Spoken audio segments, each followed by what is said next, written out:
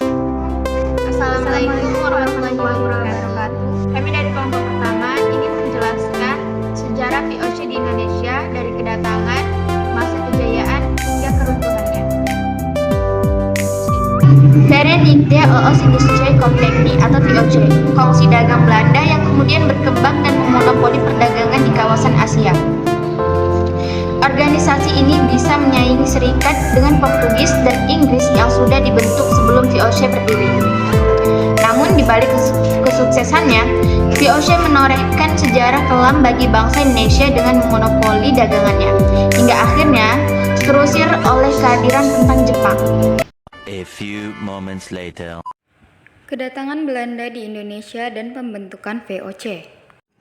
Tokoh pengusul kongsi dagang VOC yaitu Johan van Oldenbarneveldt. Kedatangan Belanda ke Nusantara berawal pada abad ke-16, di mana Belanda membuat ekspedisi pelayaran untuk mencari kepulauan rempah-rempah. Dalam ekspedisi itu dikirim 4 kapal dengan 249 awak dan 64 pucuk meriam berangkat di bawah pimpinan Cornelis de Houtman. Baru pada Juni 1596, kapal-kapal de Houtman sampai di Banten dan merupakan pelabuhan dengan jumlahan lada terbesar di Jawa Barat. Houtman ini menjadi panduan bagi penjelajah Belanda yang menggelar ekspedisi besar-besaran ke Nusantara. Pada Maret 1599, Jacques van Eyck tiba di Kepulauan Rempah-Rempah Maluku. Ia kemudian kembali ke Belanda dengan mengangkut banyak rempah-rempah. Keuntungan yang didapat Jacques van Eyck untuk memikat banyak pengusaha Belanda dan terjadilah persaingan dagang yang justru membuat keuntungan menjadi semakin kecil. VOC kemudian didirikan oleh perkumpulan saudagar Belanda di bawah pemerintah pada tahun 1602 dengan pusatnya di Amsterdam. VOC didirikan pemerintah Belanda dan serikat dagang sebagai solusi dari persaingan harga rempah-rempah yang semakin liar. Masa kejayaan VOC di Nusantara. Perkumpulan para saudagar di Belanda yang menjadi cikal bakal VOC tak memakan waktu lama.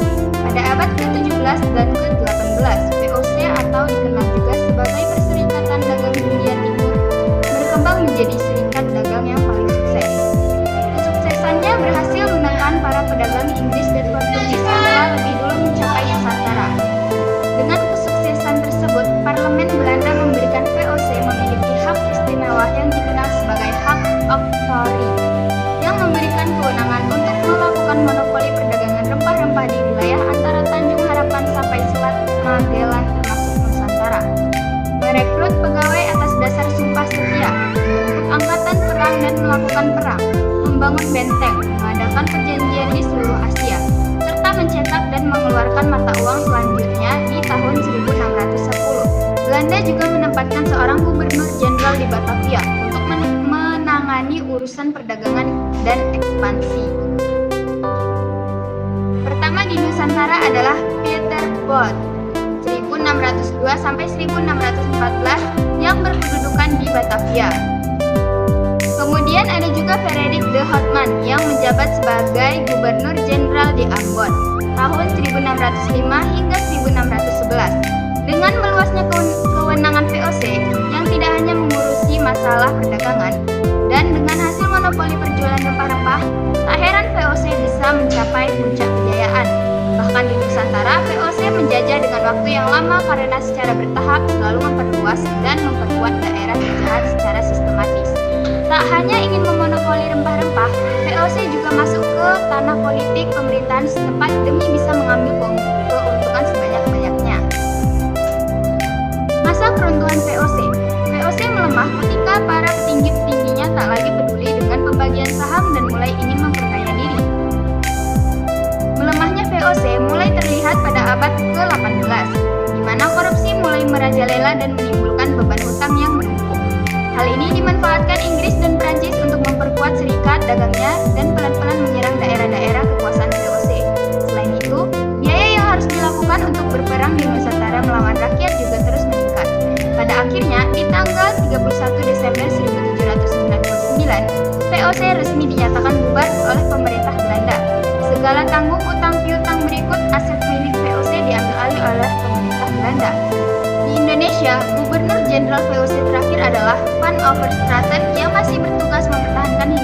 Indonesia dari serangan Inggris. Sekian sejarah singkat tentang VOC yang dapat kami jelaskan. Kami akhiri. Wassalamualaikum warahmatullahi wabarakatuh.